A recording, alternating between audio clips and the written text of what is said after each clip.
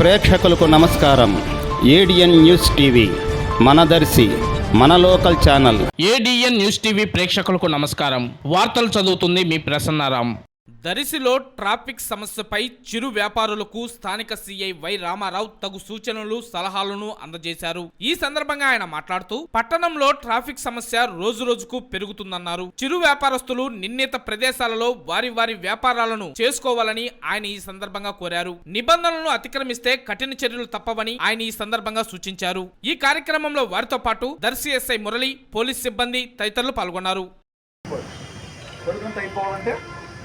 గుమ్మేయాల ఈ రోజంతా నీ కష్టం ఖాళీగా కూర్చోండి. అలా వచ్చినప్పుడు గంట వస్తే వాడికి ఒక 50 రూపాయలు కూర్చున్నా అనుకుంటే ఏం ఉపయోగం?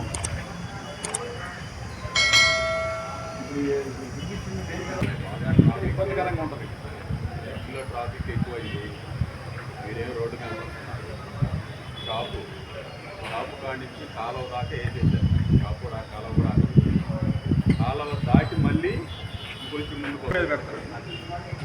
లారీలు బస్సులు పోయే రూట్ మనం హైవే మీరు ఆ విధంగా ఆక్రమించేస్తే ట్రాఫిక్ ఇబ్బంది అయితే జనాలు ఎట్లా, సామాన్య జనాలు చాలా ఇబ్బంది పడుతున్నారు. బళ్ళు మీద పోయేవాళ్ళు కానీ, దూరం నుంచి దర్శి మీద కార్లు పోయేవాళ్ళు కానీ 10 నిమిషాలు 15 నిమిషాలు ఆగుతున్నారు కార్లు.